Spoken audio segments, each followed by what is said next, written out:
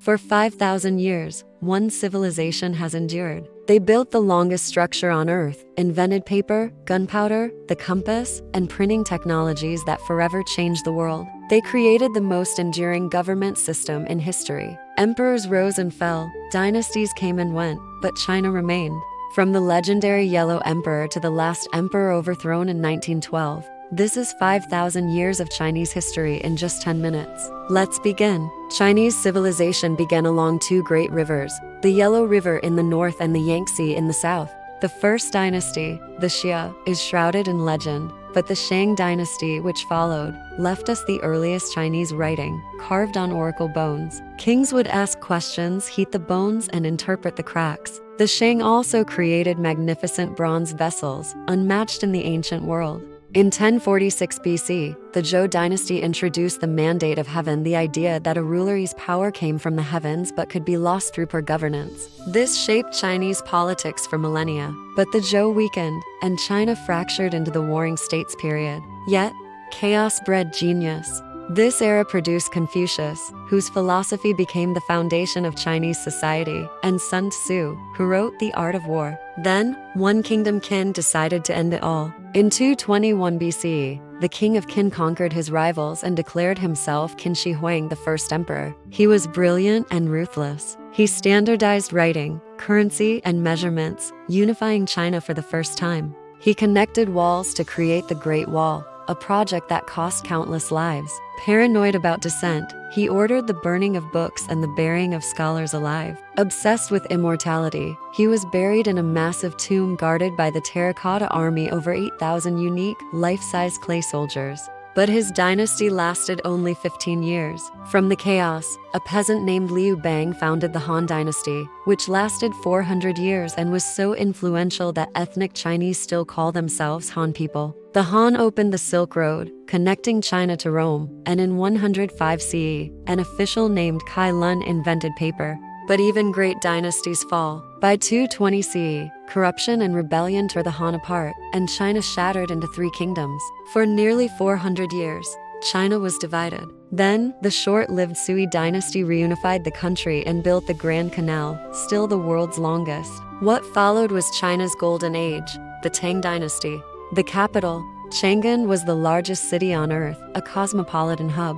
This era gave us the great poets Li Bai and Du Fu, and remarkably, China's only female emperor, Wu Zetian. The Tang also invented woodblock printing and gunpowder. After the Tang fell, the Song dynasty rose, experiencing an economic and technological revolution. They invented paper money, a banking system, the magnetic compass for navigation, and movable type printing centuries before Gutenberg. But the Song were militarily weak, and in the 13th century, the greatest conquerors in history were coming. In 1206, Genghis Khan united the Mongol tribes. His unstoppable armies invaded northern China, and by 1279, his grandson, Kublai Khan, completed the conquest. For the first time, all of China was ruled by foreigners. Kublai Khan founded the Yuan Dynasty and made Beijing his capital. The Mongol Empire facilitated unprecedented cultural exchange along the Silk Road. The Italian merchant Marco Polo introduced Europe to China's immense wealth. But Mongol rulers discriminated against the Han Chinese.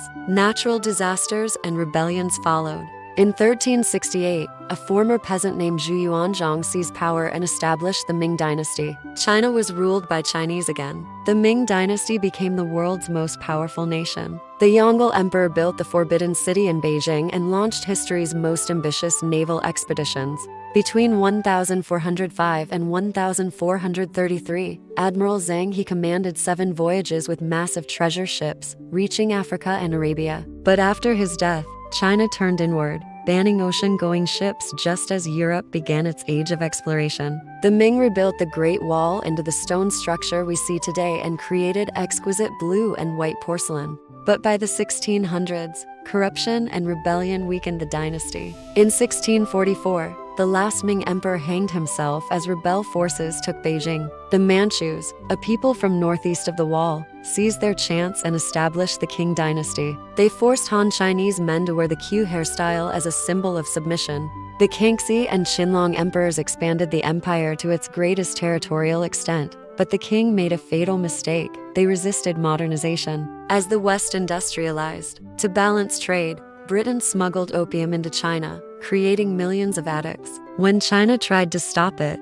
the Opium Wars began. China was humiliated, forced to cede Hong Kong and open treaty ports. This began the century of humiliation.